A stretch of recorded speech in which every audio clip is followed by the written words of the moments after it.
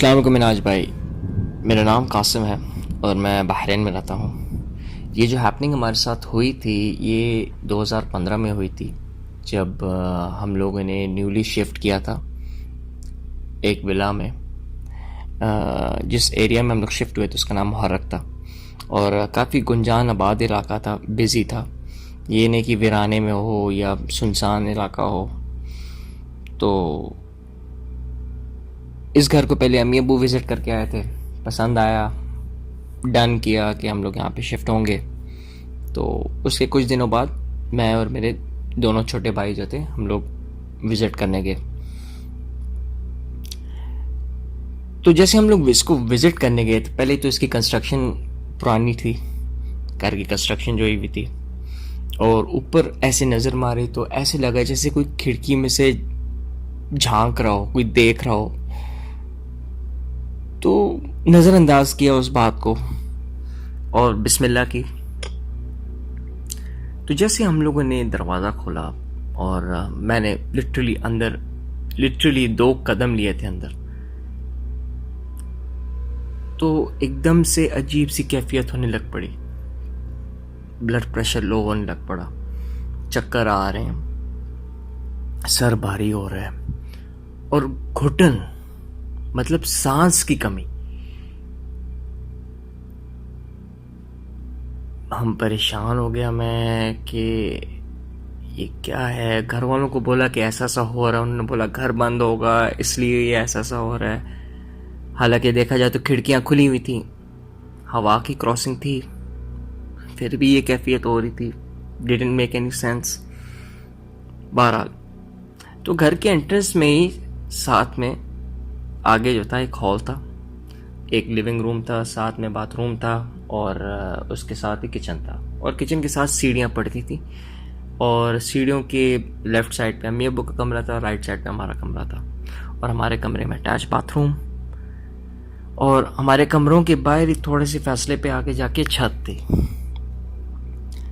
तो शुरू के कुछ महीनों में कुछ हैपनिंग्स नहीं हुई, लेकिन एक चीज़ हमेशा होती थी और वो ये था कि जब भी हम लोग सीढ़ियाँ चढ़ के ऊपर आ रहे होते थे तो हमेशा रोंगटे खड़े हो जाते थे, जिस्म में एकदम से ठंडक आ जाती थी और ये महसूस होता था कि कोई आपके साथ चल रहा है या कोई आपको अभी दबोच लेगा पीछे से। तो इग्नोर किया शुरू के कुछ महीने, जाने दिया, इसको अपना वहम समझा या ओवर थिंकिंग इसको समझा। तो मुझे एक चीज़ की आदत थी, वो ये था कि लेट नाइट कुकिंग और मूवीज़ देखना टीवी पे। तो ऊपर घर वाले सो रहे होते थे तो मैं नीचे आता था, किचन की लाइट ऑन की, कुकिंग वगैरह की, और लाउंज की लाइट ऑन की, लिविंग रूम की लाइट ऑन की, बाहर हॉल बाकी सारी जगह अंधेरा था। तो मुझे हमेशा एक फीलिंग हुआ करती थी कि जैसे कोई देख रहा हो, कोई झांक रहा हो या कोई चोरी चोरी छुपे छुपे देख रहा हो। तो मैंने हमेशा उस फीलिंग को इग्नोर किया, बोला नया घर है तो ऐसा अंधेरा है तो इसलिए तुम इमेजिन कर रहे हो वगैरह वगैरह। स्लोली इन चीज़ों ने हमें अपनी मौजूदगी का एहसास दिला दिया था।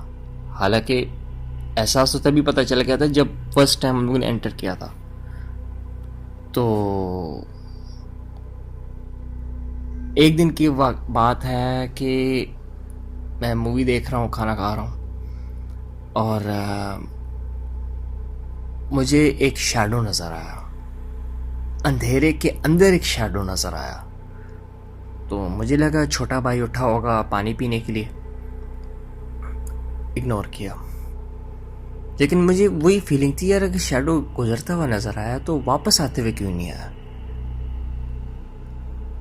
मैंने बाहर ऐसे झांक के देखा तो बकायदा मेरे सामने से एक 2 से 3 फुट की हाइट का, उसको बच्चा कह लें, उसको आदमी कह लें, मतलब मैंने शक्ल नहीं देखी, लेकिन लंबे बाल, छोटी सी हाइट और इतनी तेज रफ्तार से, मतलब भागती हुई किचन की तरफ गई।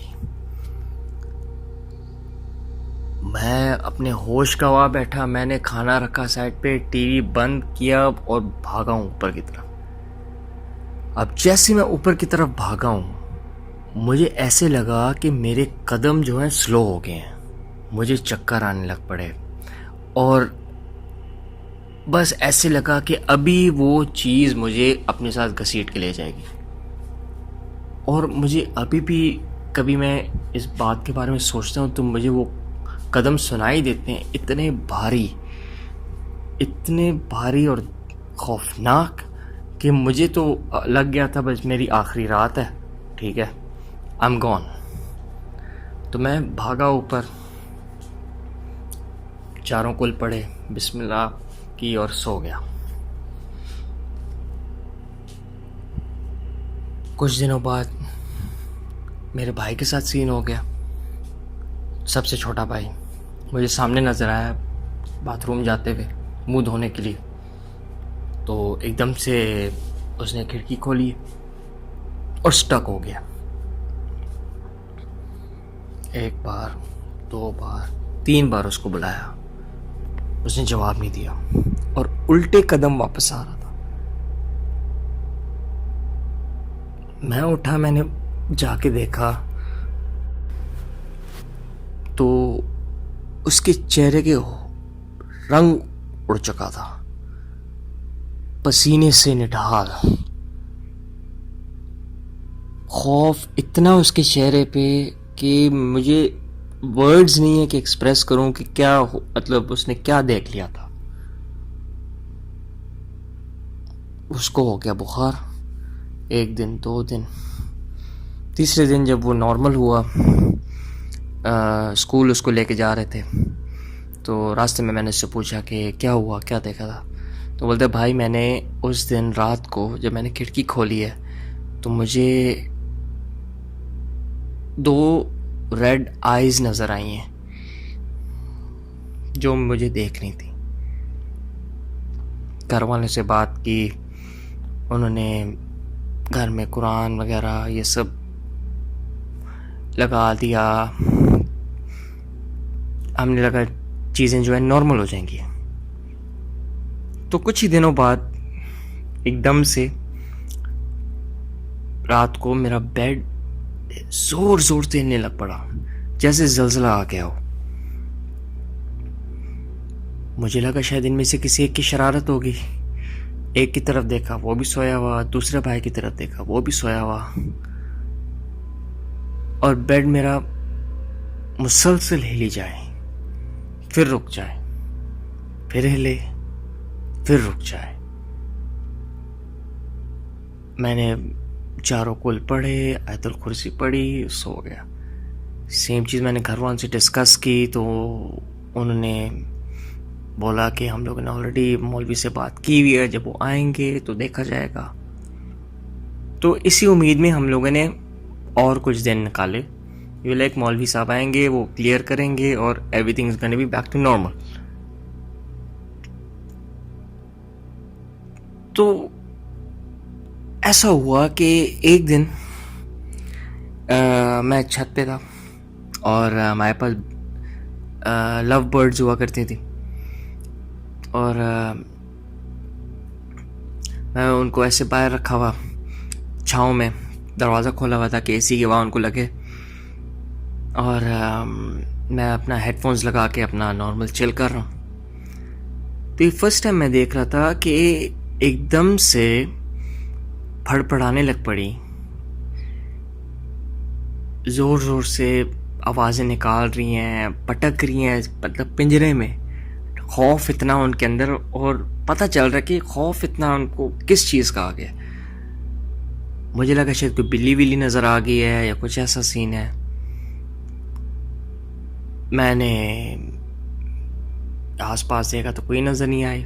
मैंने सोचा चलो पीछे की तरफ चक्कर मार के आता हूँ छत का, वहाँ पे शायद कोई बिल्ली वगैरह हो। तो मुझे गए हुए 10 सेकंड हुए थे, मैं वापस आया तो बिल्लियों, उनकी आवाज़ नहीं थी बर्ड्स की, मुझे लगा शायद चुप होगी, तो मैं आके क्या देखता हूँ,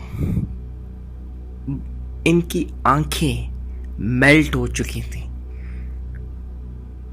और इनका जो कलर था रेडिश और ग्रीन और येलोइश, वो ब्राउन हो चुका था। उनकी जो चोंच थी जो येलो कलर थी वो ब्लैक हो चुकी थी, दोनों। कुछ समझ नहीं आया। ये वाकया अगर मैं घर वालों को बताता तो उनको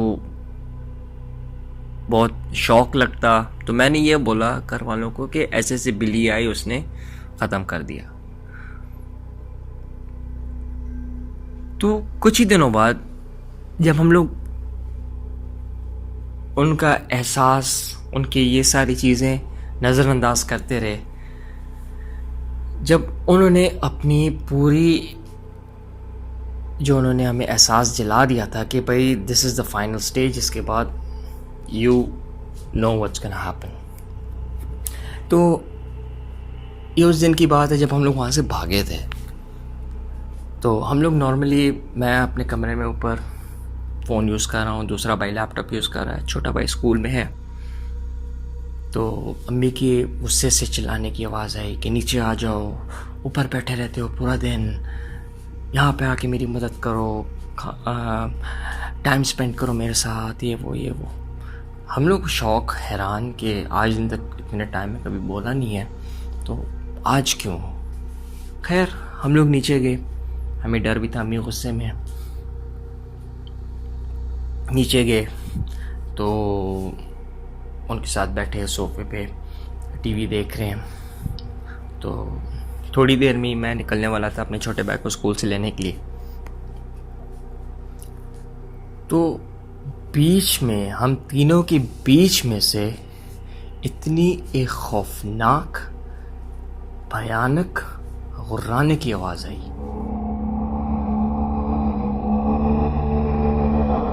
वो इतनी भयानक थी कि हम तीनों शॉक हो गए थे, एक दूसरे की शक्लें देख रहे हैं कि ये था क्या। आपने सुना, तुमने सुना, हाँ मैंने सुना, आपने सुना, हाँ मैंने सुना। हम लोगों से रहा नहीं गया। हम लोगों ने जैसे वैसे अपना सामान लिया और हम लोग मेन एंट्रेंस की तरफ भागे। और जब हम लोग मेन एंट्रेंस की तरफ भागे हैं तो हमें बाकायदा अंदर से दरवाजे खुलने और बंद होने की ज़ोर ज़ोर से आवाज़ें आई। तो हम लोग गए हैं स्कूल के बाहर, जिस छोटे भाई को पकड़ा है, और हम लोग पुराने घर की तरफ आए। तो रास्ते में अम्मी ने हमें बताया कि भाई मैं इसलिए तुम लोगों को चीख के नीचे बुला रही थी क्योंकि मुझे मुसलसल लग रहा था कि मेरे आसपास कोई भाग रहा है, दौड़ रहा है, ठीक है, जैसे छोटे बच्चे मस्तियाँ करते हैं। मेरे दुपट्टा 2 बार खींचा है, ठीक है। मैं घबरा के तुम लोगों को बुलाया है नीचे। तो ये हमारे साथ हैपनिंग हुई थी। और मज़े की बात यह है कि वो घर अभी तक वैसा का वैसा ही है। आसपास की बिल्डिंग्स, लोग आ रहे हैं जा रहे हैं, लेकिन वो घर अभी तक वैसा का वैसा ही है।